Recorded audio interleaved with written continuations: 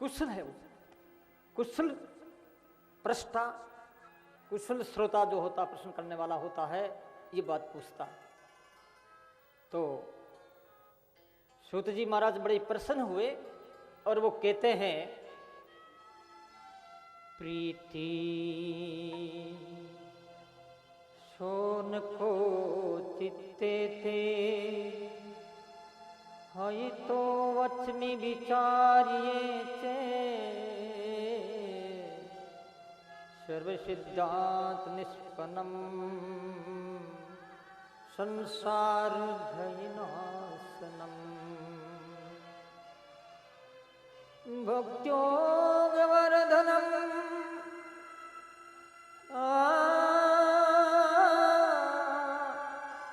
कृष्ण संतोष हेतुकम, तदहम ते विधास्यामि, सावधानतया शृणु,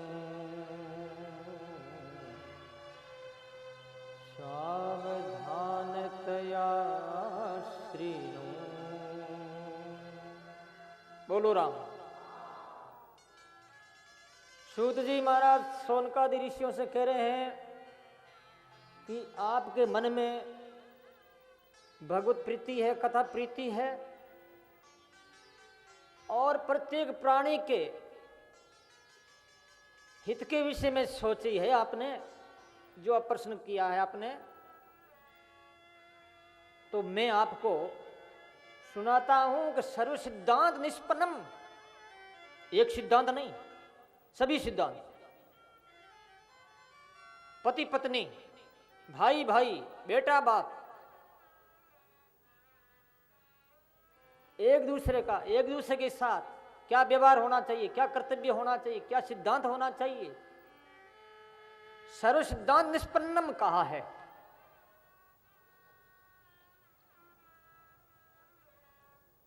सारे सिद्धांतों का मैं वर्णन करूंगा। कौन कहते हैं? सूत जी महाराज। अरे वो क्या है? वो है श्रीमद् भागवत कथा।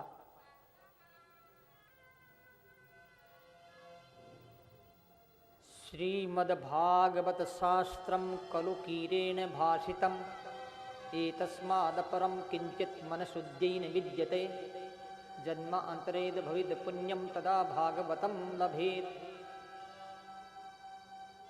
श्रीमद् भागवत सुनने में आनंद तो है ही, लेकिन इनका महत्व इतना है कि अन्य कथा, अन्य ग्रंथ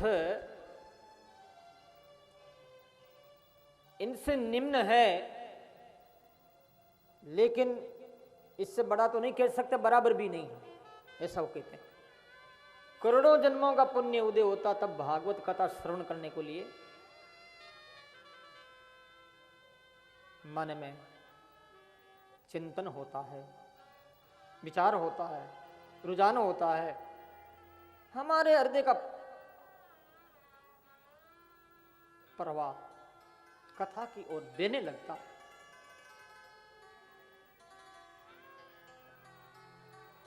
बताया है कि जिस समय राजा परीक्षित को श्राप लगा और सुखदेव जी महाराज कथा सुनाने के लिए आए, ये कथा इतनी मान है, इसकी इतनी महिमा है, जो इंद्र अमृत का घड़ा लेकर के देवताओं के साथ वहां आया और सुखदेव जी महाराज से कहा कि महाराज ये कथा जो आप सुनाने जा रहे हैं, ये कथा हमको अमृत पिला दो, और हम घड़ा में अमृत लेके आए हैं, राजा परीक्षित को पिला दो, तक्षक काटने के लिए आएगा, कोई असर नहीं होगा, मरेगा नहीं। तो उन्होंने नहीं दिया। भक्तांस्तांच विज्ञान दोष कथामृतम श्रीमद् भागवती वार्ता सुराणाम अपि दुर्लभा। वो अभक्त थे, लायक नहीं थे, अधिकारी नहीं थे, इस वास्ते उनको नहीं दिया। ये बात जब सुनी कि राजा परीक्षित की भगवत कथा से मुक्ति हो गई, तो ब्रह्मा जी को आश्चर्य हुआ। उन्होंने एक पलड़ा, एक ताकड़ी, तराजू मंगाई एक पलड़े में रख दिए सारे धर्म कर्म अनुष्ठान के जितने जो फल है प्रभावी है वो रख दिए गए, और एक पलड़े में भागवत का श्रवण, ये सत्ता रख दी गई। भागवत वाली सत्ता भारी रही और अन्य जो है अनुष्ठानों की वाली जो सत्ता थी वो हल्की रही।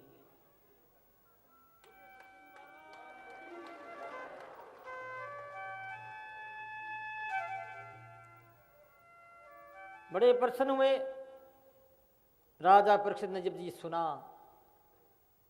बड़ी कृपा है गुरुदेव की मेरे ऊपर। सज्जनों, ये कथा नारद जी महाराज ने सुनी थी ब्रह्मा जी से,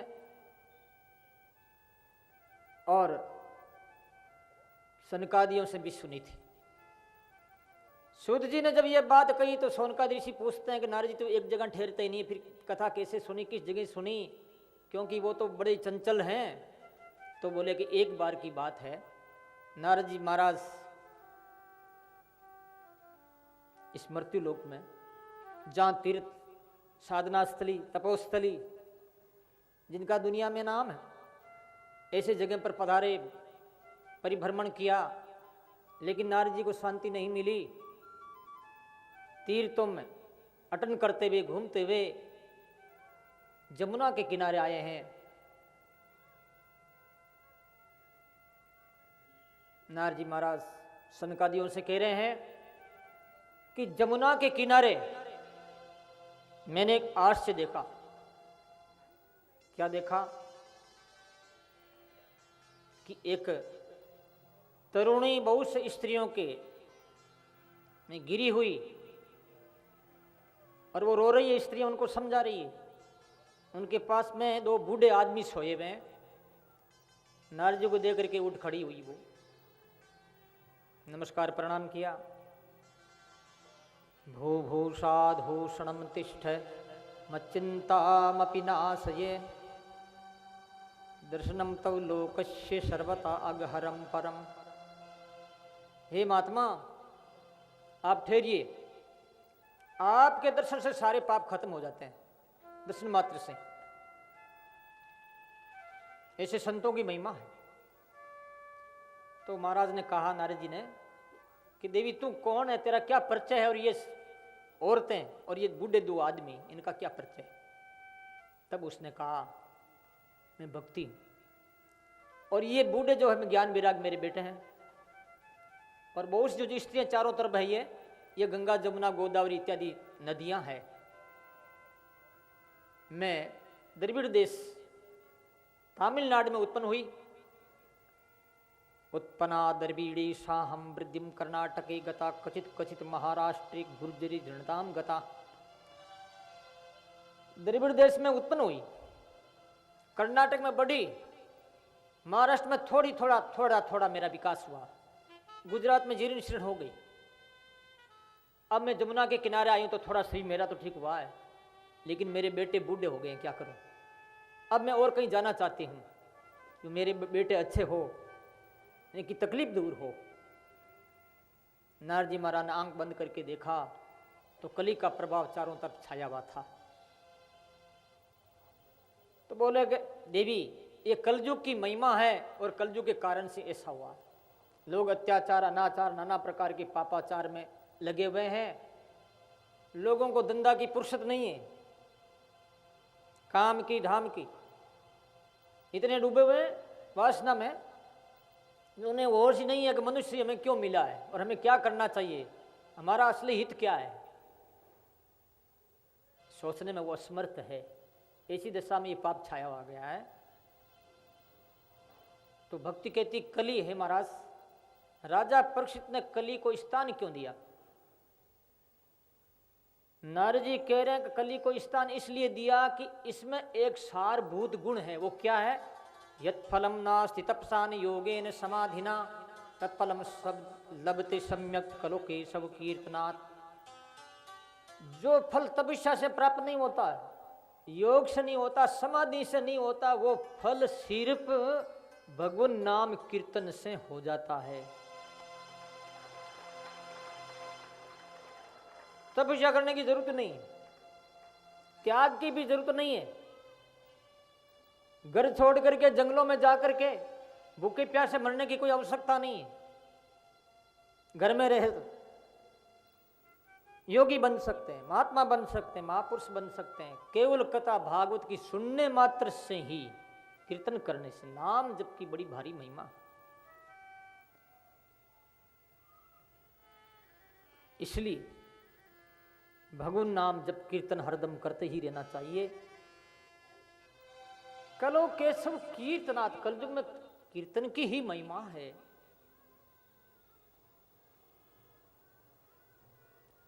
राम राम राम राम राम राम राम राम राम राम राम राम राम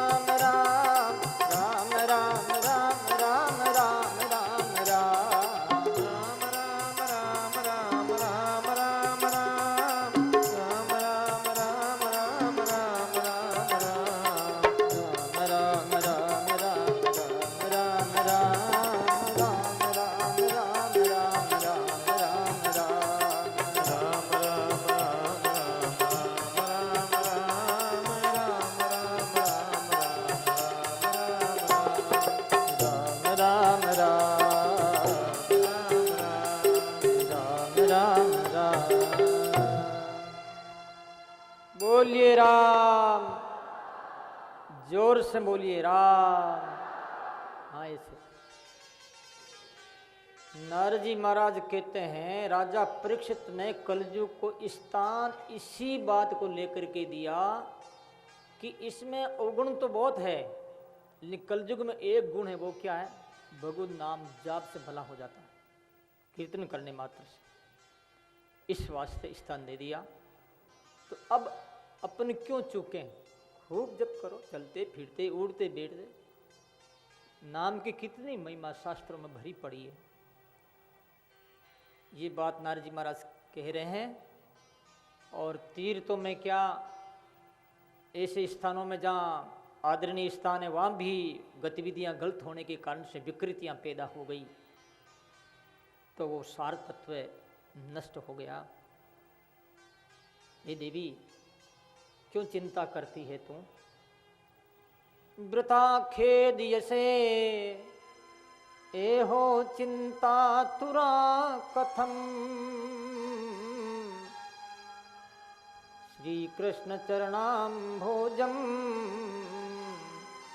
सम्र दुखम गमिष्यति। नारद जी महाराज भक्ति देवी से कहते हैं, देवी तू चिंता मत कर, तू भगवान को याद कर, तेरा दुख दूर कर देंगे। जिसने द्रौपदी की रक्षा की है, पांडवों की रक्षा की, आर्त भक्तों की रक्षा की, ध्रुव प्रहलाद इत्यादि की, वो कहीं गए नहीं है। उन्होंने ही तुमको भेजा है इस देश में, भारत में, कि तू जीवों को जगा, चेतना दे, भक्ति उनका उद्धार कर, कल्याण कर। आज से मैं सही कहता हूं कि घर घर में तेरा प्रचार नहीं कर दूं, घर घर में जन जन में हे भक्ति तुझे उनके हृदय में नहीं बैठा दूं तो मैं नारद नहीं कहलाऊंगा। क्या चिंता करती, मैं तेरा साथ दूंगा।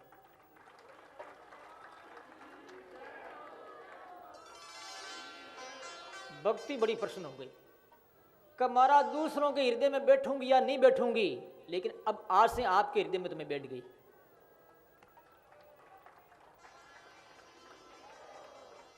क्योंकि आप इतने प्रीतनशील है मेरे लिए, मेरे भक्तों के लिए, जो उनका उद्धार करने में आप लगे हुए हैं, घूम रहे हैं, फिर रहे हैं, तो इसलिए मैं आपके हृदय में बैठती हूं। प्रभु ये गुरुदेव, अब हमारे जो ये ज्ञान वैराग बूढ़े हैं इनको ठीक कर दो आप महात्मा।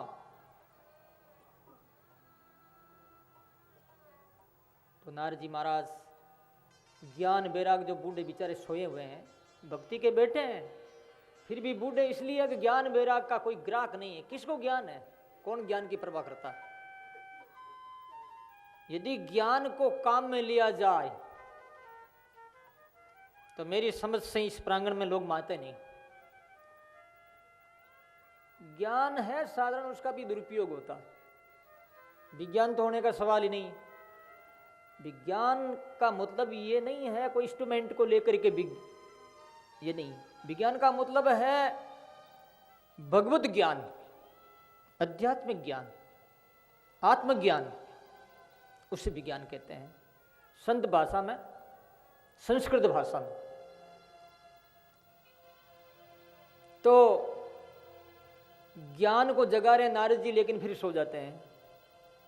ज्ञान रे रे प्रबुद्यताम वैराग्ये, वैराग भी जाग, ज्ञान भी जाग भाई।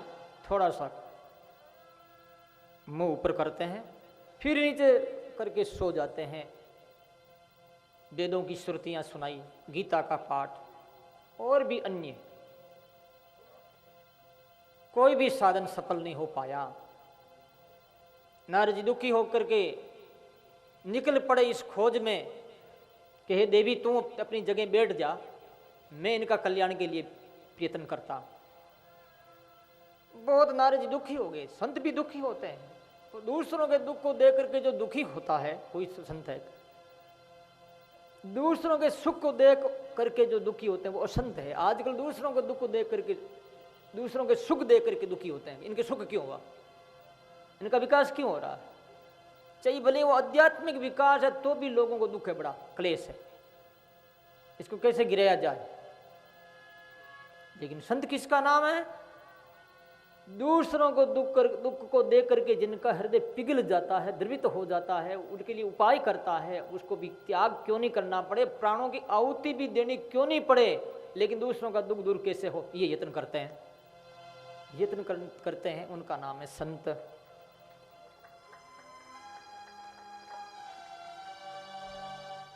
नारद जी महाराज को आकाशवाणी हुई सत्कर्म की, कोई सत्कर्म कीजिए को आपको ऐसे कोई संत मिलेंगे। नारद जी सनकादि महात्माओं से कह रहे महाराज वो सत्कर्म क्या है मुझे समझ में नहीं आया, आप कृपा करो। तब सनकादि महात्मा कहते हैं सत्कर्म सोच को नूनम ज्ञान यज्ञ समृतो बुधि श्रीमद् भागवतायाना पे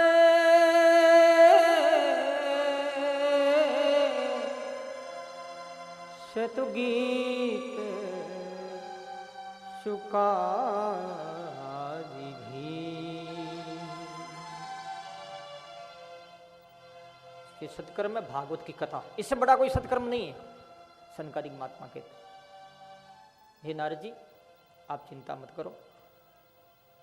तो बोले महाराज ज्ञान मेरा को मैंने जगाने के लिए कितने सत्कर्म किए हैं, वेदों का जो घोष किया है, गीता का घोष किया कि नहीं, अरे वेदों का सार है ये भागवत। तो बोले मैं कहाँ करूं प्रभु, आप ही सुनाइए।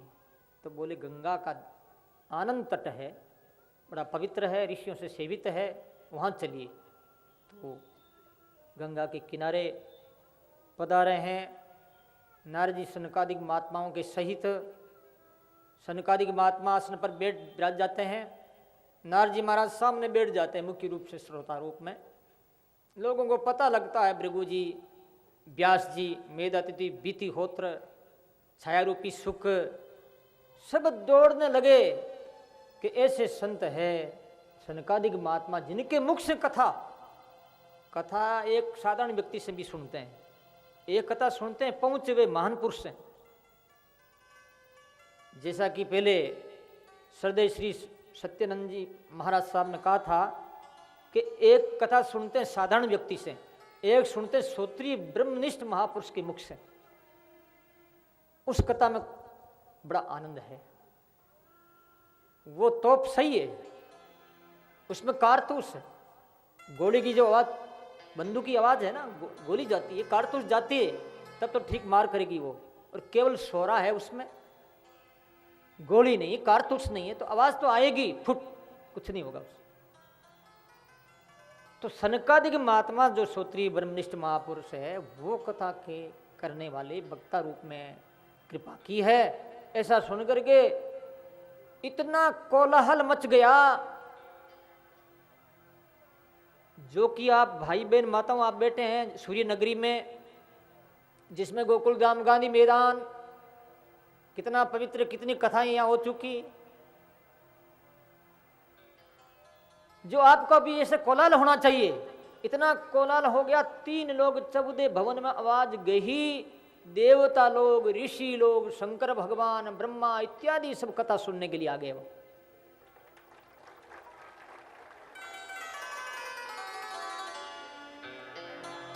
पुष्पों की वर्षा हो रही है, नगाड़े बज रहे हैं।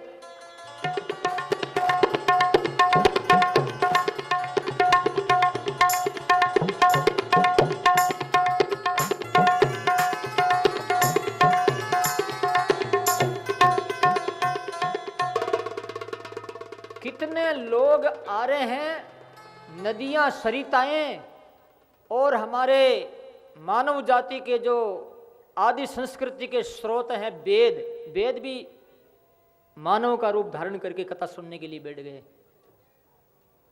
लेकिन कई ऐसे आलसी भी होते हैं ना, वो कथा में आते नहीं। तो उन आलसी लोग, कई वैमनस्य वाले और कई ऐसे ईर्ष्या वाले, उनको भृगु जी महाराज ने समझाया और कहा कि ये तुम्हारी जो मान्यता उनको आप दूर रखिए, कथा में तो वो आप ऐसा देश नहीं रखें, बेर भावना को छोड़ दीजिए, चलो कथा में चलो। वो जबरदस्ती बुलाया उन्होंने, भृगु ऋषि ने। मैं सोचता हूं तुम भी जबरदस्ती लाओगी माताओं बहना।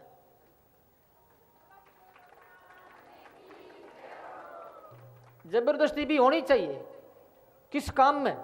भगवत कथा। उनको जबरदस्ती खींच खींच के लाइए, पाप नहीं लगेगा, पुण्य होगा। आप चल हमारे साथ। बुढ़िया कहती चल नहीं सकती, पैर दुखे, खंधे पर बैठ मेरे, और क्या। मैं बुढ़िया कथा सुन तू, चल। तो अपने छोटे बच्चों को, वृद्ध बूढ़ों को, विकलांग को, जितने ही हैं उनको लाना चाहिए। जैसे भृगु जी सबको समझा करके कथा में ला रहे हैं, क्योंकि भगवत गुण सुनने को मिलेगा। गाने के लिए मिलेगा। इसलिए कहते हैं चलो चलो कथा में चलो। आवो रे भाईड़ा हरि गुण, आवो रे भाईड़ा राम गुण गावा, आवो रे भाईड़ा राम गुण गावा।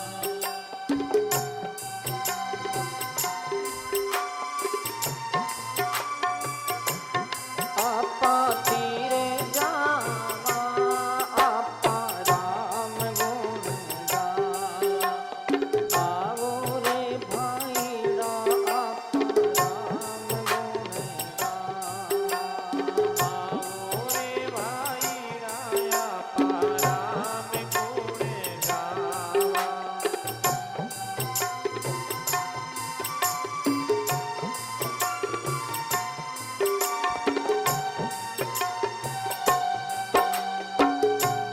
कितनी बढ़िया बात कह रहे हैं।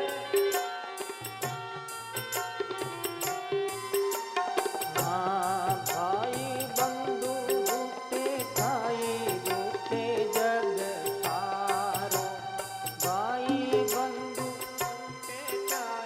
रूपे जग सारो, एक नहीं रूपे चारों सामरियो हमारो, एक नहीं रूपे चारों सामरियो हमारो, भवसागर में गोता नहीं खावा, आपा तीरे जावा, चालो रे भाईड़ा आपा हरि गुण गावा, चालो रे भाईड़ा आपा हरि गुण गावा। कलियुग में सतयुग नावा, आपा राम गुण गावा, कलियुग में सतयुग नावा, आपा हरि गुण गावा, चालो रे भाईड़ा आपा राम गुण गावा, चालो रे भाईड़ा आपा हरि गुण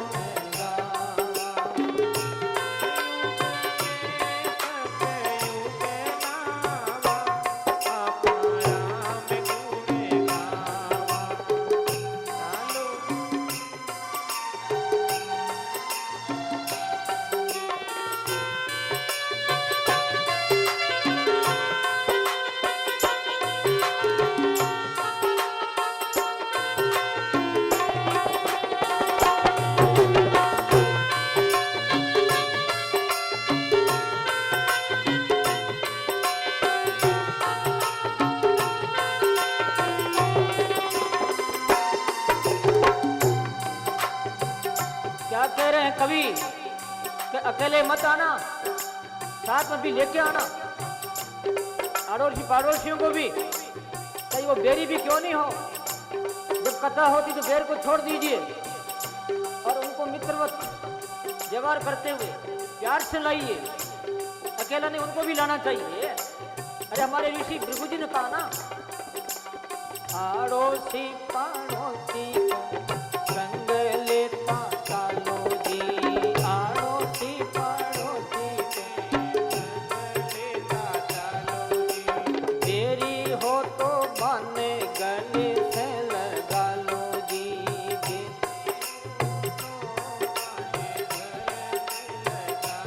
देरी हो तो बने गले से लगा लो जी।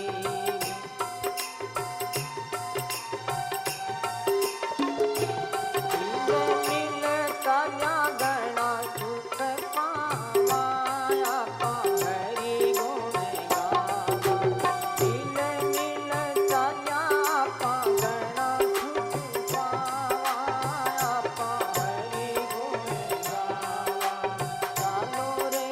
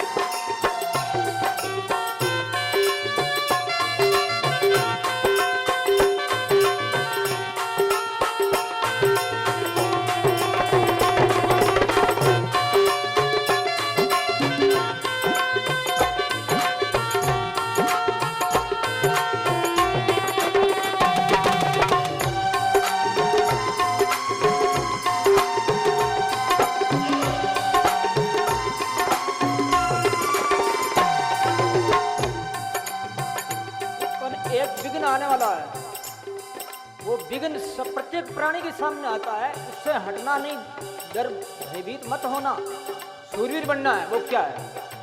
नींदड़ली फिरे आडी कर ल्यू बिगाड़ा, नींदड़ली फिरे आडी करे ना बिगाड़ा, आते सुख भोग तो भी पाता न पधारो,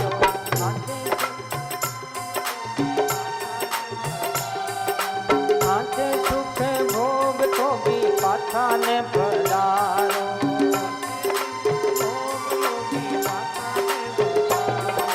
पाता फिर सगना पीसता में तो राम गुण गावा, पाता फिर आपा गणा पक्षिता आपा हरि गुण गावा, चालो रे भाईड़ा आपा राम गुण गावा, चालो रे भाईड़ा आपा राम गुण गावा, कल युग में सत युग नावा आपा राम गुण गावा, कल युग में सत युग नावा आपा हरि गुण गावा,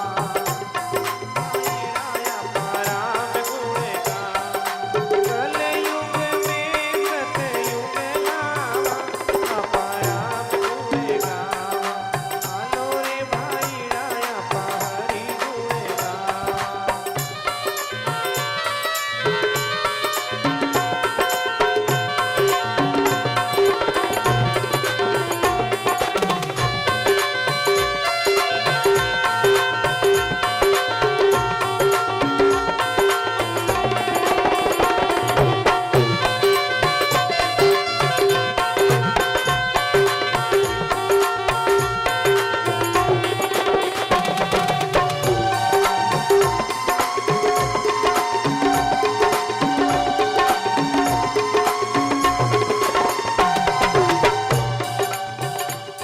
कहते हैं कथा सुनने के लिए जाएंगे तो वहां क्या मिलेगा, सत्संग में भागवत में क्या मिलेगा, लोग पूछेंगे तो तुमको क्या कहना होगा, क्या कहोगे? माता बेन भाई जटे राम गुण गावे, माता बेन भाई जटे राम गुण गावे, माता बेन भाई जटे राम गुण गावे, राम जी रा प्यारा संत गणा बटे आवे, राम जी रा बाकी कृपा से आपा तीर जावा, आपा राम गुण गावा, बाकी कृपा से आपा तीर जावा, आपा राम गुण गावा, चालो नी भाईड़ा आपा हरि गुण गावा, चालो नी भाईड़ा आपा हरि गुण गावा, कल युग में सत युग नावा आपा हरि गुण गावा, कल युग में सत युग नावा आपा हरि गुण गावा, चालो रे भाईड़ा आपा राम गुण गावा, चालो रे भाईड़ा आपा राम गुण गावा, कल युग में सत युग नावा, सत युग नावा आपा हरि गुण गावा, चालो रे भाईड़ा आपा राम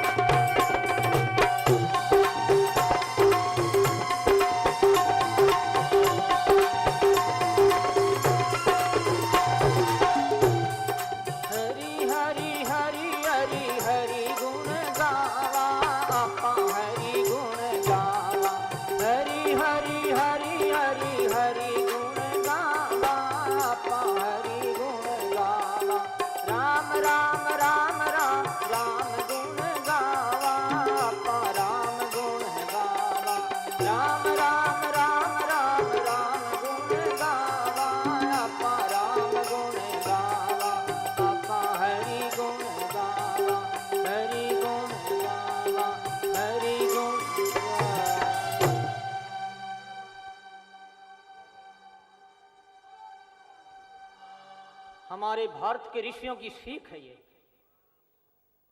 उनकी आचार संहिता है। कथा श्रवण के लिए लायक नहीं है उनको भी लाना, अयोग्य है तो भी लाना है, कलुषित विचार है तो भी लाना है। लाओ लाओ, भृगु जी महाराज ने सबको हाथ जोड़ा कि हाँ चलिए चलिए, आज तो जरूर चलिए। इतनी संख्या में लोग आ गए।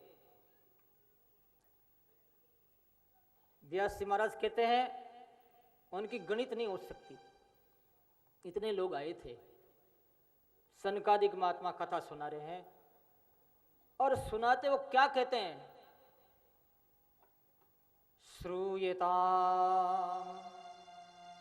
सदा शिव श्रीमद्भागवती कथा यस्या श्रवण मात्रेण हरिचित्तम समाश्रये। सुनने मात्र से भगवान हृदय में विराजमान हो जाते हैं। सुनने मात्र से, करना कुछ नहीं होता, करना नहीं पड़ता, केवल कथा सुनने से। कितनी महिमा है। किनके वचन? साधारण व्यक्ति के नहीं है, कोई कवि के नहीं है, कि पामर व्यक्ति के नहीं है, देवता के भी नहीं। किनके हैं? जो हमारे भारत में नहीं अपितु सृष्टि, जो पृथ्वी लंबी चौड़ी है, ये 50 करोड़ योजन बताते हैं। इनकी क्या गणित हो सकती, लेकिन महापुरुष जो है वो बताते हैं। तो इसमें जो रहने वाले लोग जितने ही हैं, 50 करोड़ में 50 करोड़ योजन में लंबी चौड़ी जो पृथ्वी, इसमें जो रहने वाले लोग हैं,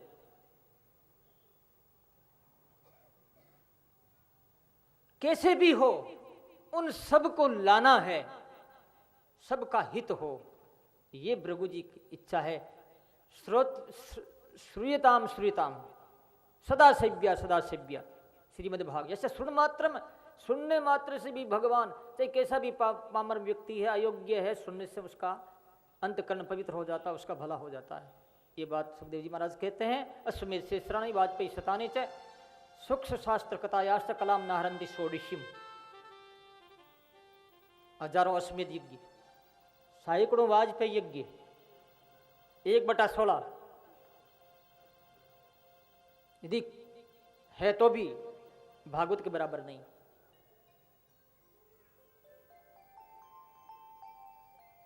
भागवत की तुलना कितनी कही गई है, महिमा कही गई है।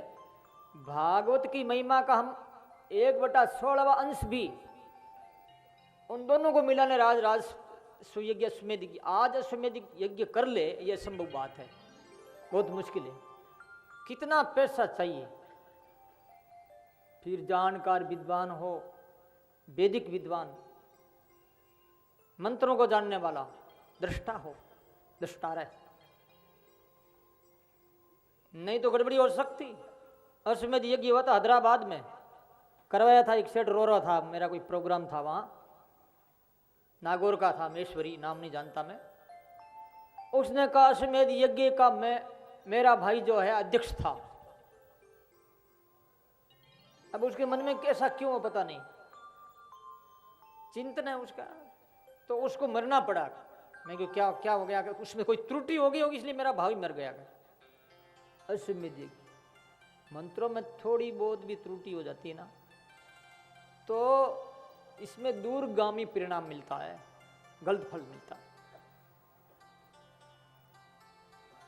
लेकिन भागवत तो सुनो, कैसे भी सुनो। दिना नाम नियमो नास्ति सर्वदा श्रवणम मतम, कोई दिनों का नियम नहीं है, सुनते रहो बस। सनकादिक महात्मा कहते हैं श्लोकार्धम श्लोक पादम वा पठेत भागवतम चये नित्यम पुण्यम अवाप्नोति राजसूयाश्वमेधयो। अरे भाई भागवत पूरी नहीं सुने तो रोज कोई आधा श्लोक भी पढ़ ले, पूरा श्लोक नहीं, आधा श्लोक नहीं तो 1/4 पाव हिंसा, तो भी उसको राजसूय अश्वमेध यज्ञ का फल मिलता है।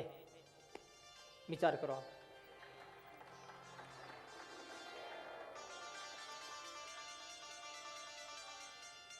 तेन योग निदधि मन श्रोतव्यासा प्रयत्नत है दीनानाम नियमो नास्ति सर्वदा श्रवणम मतम।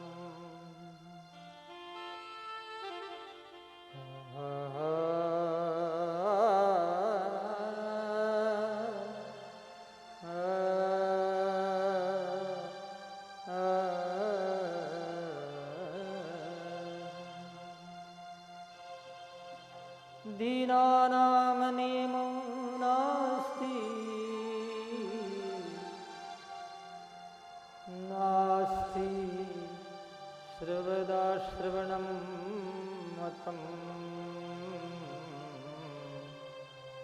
श्रवणं मतम्। बोलो राम। दिन का कोई नियम नहीं है कि अमुक समय में सुनाओ, अमुक मास है, थोड़ा बहुत विधि है, लेकिन जब विधि से व्यक्ति ऊपर उठ जाता है, विधि और निषेध से, ये भागवत विधि और निषेध से ऊपर है। सर्वदा शरणम मतम कहा है महान पुरुषों ने, ऋषियों ने, सुनते ही रहना चाहिए। सनकादिक महात्मा नारद जी महाराज से कह रहे हैं और हजारों श्रोता लोग बैठे हैं, फुरमा रहे हैं वो। तो इतने में सौनक जी कह रहे हैं महाराज ये भागवत में ताकत कैसे आ गई फिर ये? तो सूत जी महाराज कहते हैं जिसमें भगवान श्याम सुंदर गोलोक पधारे थे तो अपना तेज जो है उद्धव जी के कहने से इस भागवत में प्रवेश कर दिया।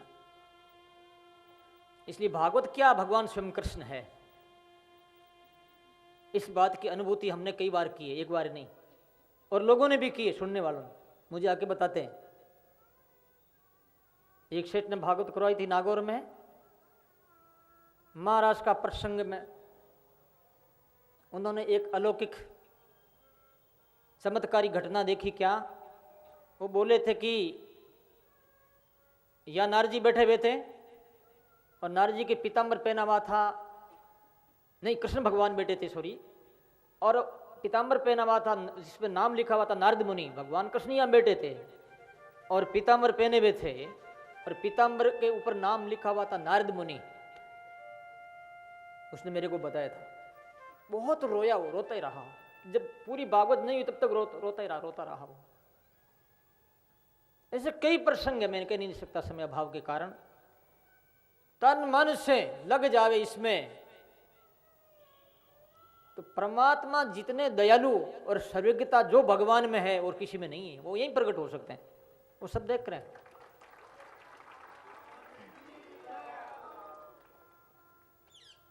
वो कर्मों को देख लगे जीवों का भला नहीं होगा, फिर वो कर्मों को नहीं देखते हैं, भक्त के वर्तमान प्रेजेंट भाव को देखते हैं कि इनका भाव कितना ऊंचा है, फिर सब माफ कर देते हैं। इतने हैं वो दयालु। तो हमारा भाव कैसे बने? उदात्त भाव, आदर्श भाव, महान भाव, अहो भाव, महाभाव। इसलिए बनेगा, भागवत सुनेंगे तो बनेगा। तो भागवत सुनते रहो। सदा शरणम मतम। तो कहने का मेरा भाव ये है, ये तेज जो भगवान ने इस भागवत में रख दिया, तेनयं वांगमयी मूर्ति प्रत्यक्षा वर्तते हरे सेवनात् श्रवणात् पाठात् दर्शनात् पापनाशिनी। इसलिए भगवान कृष्ण की ये वांगमयी मूर्ति भागवत सेवन करने से, पाठ करने से, सुनने से अनंत जन्मों के कर्म जो है वो सारे नष्ट हो जाते हैं, ये बात बताई गई।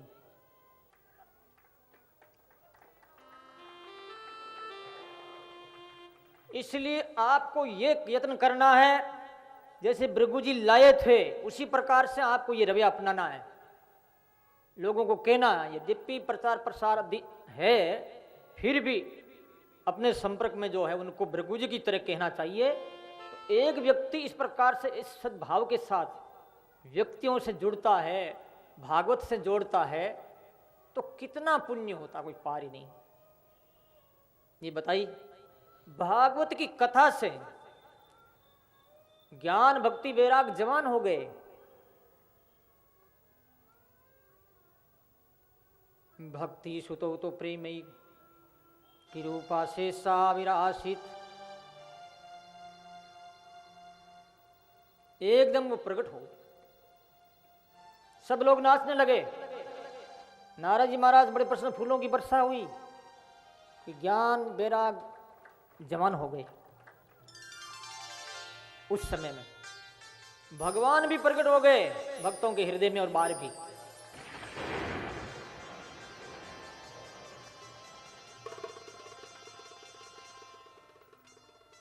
बड़ी विचित्र घटना हुई। भगवान हमारे अंतःकरण में भाव रूप में प्रकट हो जाते हैं, प्रेम रूप में प्रकट हो जाते हैं, ये भी तो प्रकट होना ही है।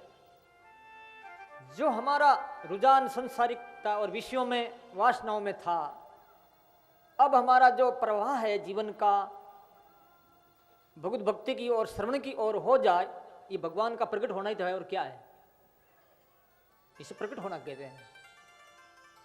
और इतने से यदि हम नहीं मानते हैं तो वांगमय मूर्ति स्वयं भगवान जो भागवत है, इतने से भी नहीं मानते तो भगवान स्वयं प्रकट हो जाते हैं। शरीरधारी सगुण साकार ईश्वर,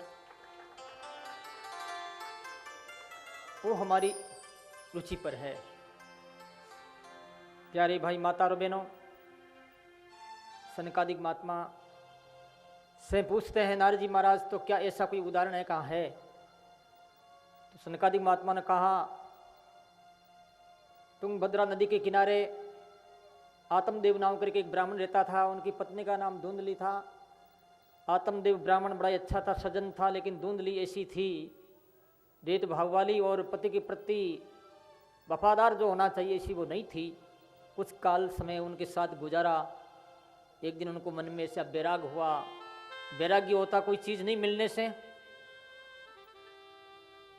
वो बैरागी सही नहीं होता है। तो ब्राह्मण देवता चला गया जाकर के जंगल में, देखा कि एक महात्मा आए हुए हैं। तो महात्मा को देख करके वो चरणों में गिरा है, रोने लगा। महात्मा ने कहा, देवता क्यों रोता, क्या बात है? कि महाराज मैं बड़ा दुखी हूँ, मेरे कोई संतान नहीं है, आप कृपा कर दो। महाराज ने कहा, भैया तू संतान के लिए कह रहा है, लेकिन मैं तेरे को बताता हूँ कि हाथ जन्म में भी तेरे संतान नहीं होगी। तब तो और रोने लगा कि मैं हत्या कर लूंगा यहीं बीच। तो फिर महाराज ने एक फल दिया, जोड़ी में से निकाल करके ये फल ले, तेरी स्त्री को दे देना, हो जाए। महाराज चले गए, वो फल लेकर के आया है, आकर के धुंधली को दे दिया और कोई काम से वो बाहर चला गया। धुंधली अपनी दासी से कहती है, ये फल खा लूंगी मैं तो पेट मेरा बड़ा हो जाएगा, हो सकता है प्रसव काल में मेरी मृत्यु भी हो सकती है, अथवा बच्चे की हो सकती है, अथवा दोनों की भी हो सकती है, मैं क्या करूं? इतने में उनकी बहन आ गई। बहन ने कहा, मेरा बच्चा जो है मेरे होने वाला है और मैं तेरे को दे दूंगी, लेकिन तू मुझे तेरे पति से धन दिला देना। तो कहा ठीक है। और बाबा जी की परीक्षा के लिए इस फल को गाय को दे दिया जाएगा, तू गाय को दे दे। ऐसे करके वो चली गई, उसने गाय को दे दिया। समय पर उसके बेटा हुआ, किसके? उसकी बहन के। तो छल कपट से उसके पास भेजवा दे गया और पति से ये नाटक ऐसा रच दिया कि जैसे कि उनके ही कोई पुत्र हुआ। वो उनका जात कर्म संस्कार किया गया, नाम धुंधुकारी रखा गया। और पति से कहती है कि मेरी बहन के संतान हुई लेकिन वो मर गई है, तो आप उनको जरा धन दे दीजिए, तो वो जो दूध पिलाने के लिए आ जाएगी, क्योंकि मेरे स्तनों में दूध नहीं है। तो उसके पति ने वैसा ही किया। 3 महीने के बाद में जिस गौ को फल दिया था उनके भी एक बच्चा हुआ, गोकर्ण हुआ। गाय के उनके कान थे, बाकी सारा का सारा शरीर मानव आकृति में। उनका भी नामकरण संस्कार गोकर्ण किया गया।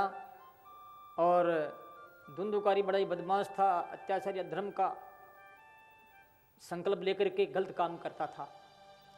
और गोकर्ण जी भगवत भजन करता था, माता पिता को प्रणाम करता था, सत्संग करता था, सत्संग सुनाता था, सुनता था। एक दिन उसने अपने पिता को पीटा, सारा धन छीन लिया। पिता दुखी हो गए कि बोले, बेटा मैं क्या करूं? गोकर्ण जी से कहते हैं, मैं क्या करूं? गोकर्ण जी कहते हैं, पिताश्री कौन किसका बेटा और कौन किसका बाप है? असारे खलो संसारे, और संसार असार, कोई सार नहीं इसमें, सुते कश्य धर्म कश्य स्नेहवान जलते निशम। कौन किसका बेटा है, कौन किसका बाप है, उनसे जो ममता रखते, स्नेह रखते, उनको जलना पड़ता है। इसलिए आप दुखी हो रहे हैं। आप तो धर्मम वदस सत्यम लोग धर्मान, आप धर्म का आचरण करें, साधु पुरुषों की सेवा करें, सत्संग सुने और जंगल में जाकर के तपस्या करें। मैं तो यही कहता हूँ, कोई किसी का नहीं। दुनिया सुख में पूछती, दुख में कोई नहीं पूछता। इसलिए संत कहते हैं सुख में सोई ही ले मिले मारी एली, सुख में सोई ही ले मिले मारी एली, दुख में बूझे नहीं बात हेली, दुख में बूझे नहीं बात। तेरा सोई सगा मारी एली, स्वार्थ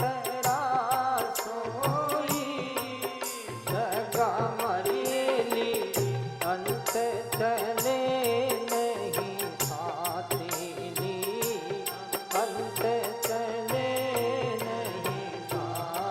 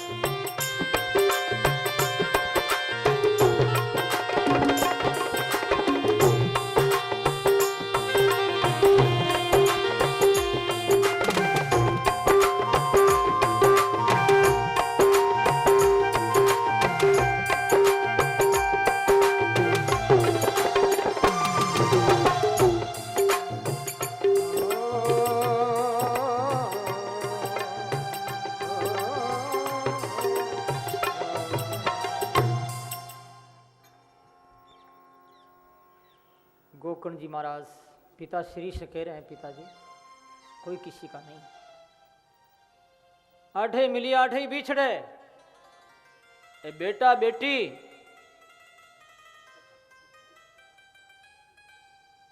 है जी तो है, और फिर यहां बचे बेटो काटे खेटो, क्यों है गणो धेटो, इन बात यहीं रहने वाले हैं, सब यहीं से उत्पन्न हुए हैं, सब जाएंगे पिताश्री, आप भजन करिए। तब आत्मदेव जी जंगल में चले गए भजन करने के लिए, भगवत प्राप्ति की है। अब धुंधली की बारी आई, गणा दिन या बिन, अब गई बक में, यानी उसको खूब मारा पीटा, सोना चांदी सारा धन छीन लिया उससे, वो कुएं में पड़ गई और मर गई। ऐसा क्यों हुआ? किसका बेटा है? बेटा इनका नहीं है, फिर भी इनको मरना पड़ा। देख लो आप, ये मारा। पहला अपराध तो यह है कि कारक कोटि के महापुरुष की बात नहीं मानी। उन्होंने कहा रे ब्राह्मण तेरे हक में नहीं है बेटा, दिखावा नहीं। एक जन्म नहीं 7 जन्म तेरा होगा तो भी तेरे संतान नहीं होगी, नहीं होगी। लेकिन उसने नहीं माना, तो उस संत की बोली को, संत की भाषा का अनादर किया, ये दंड मिला उसको। और धुंधली को क्यों दंड मिला? पति के साथ कपट किया। उसकी बहन का लड़का था और पति के साथ में धोखाधड़ी करके मनवा दिया कि मैं मेरे ही पेट से हुआ है। अब मारवाड़ी में कहावत है, पति को कहवे तो कैसे कहवे, क्योंकि चोर की मां है ना, मारवाड़ी में कहावत है कि गड़ा में मुंडू गाल रोवे पछ भू भू नहीं बींद नहीं रोवे ज्यों। अब तो वो कह नहीं सकती ना कि मेरा बेटा नहीं, मेरी बहन का बेटा, कैसे कहे बेचारी। तो ये दोष पति के साथ धोखा किया, इसलिए ये दंड मिला उसको। इसलिए जिनके साथ में हम जुड़ के आए हैं, मित्रवत संकल्प लेकर के इनके पीछे आए हैं, तो उतना ही सेवा भाव, उतना ही प्रेम होना चाहिए जितना शुरुआत में जब मंगलसूत्र में बंधे थे, शादी नई नई शादी हुई थी, जो भाव था पति के प्रति वही भाव बूढ़े के प्रति होना चाहिए। ऐसा नहीं है कि बेचारा वो बूढ़ा हो गया और बेटे पोते हो गए, बेटे पोते में हमारी ममता हो गई, अब बूढ़े से कोकला से क्या करना, ये भाव मत रखो। स्वयं नियम रखो, ये बहुत अच्छा है, बढ़िया है, लेकिन सेवा तो कम से कम बूढ़ों की करनी चाहिए ना, परवाही नहीं करती। इसके वजह से उसको आत्महत्या करनी पड़ी, जो पति के साथ धोखा किया। आत्मदेव को भी यही दंड मिला कि एक महापुरुष की बात नहीं मानी, भयंकर दंड मिला। किसका है भाई, किसको मान करके तू अपना मानता उनको, जब तेरा था ही नहीं। महात्मा की बात नहीं मानी। प्यारे भाई माता और बहनों, गोकर्ण जी तो तीर्थों में पहले ही चले गए थे, और वो 5 वेश्याओं के साथ किए हुए, जैसे वो नाचना चाहती वैसे वो नाचता है। 5 वेश्या कौन है? शब्द स्पर्श रूप रस और गंध, ये 5, इन 5 को वश में हर आदमी, हर जीव।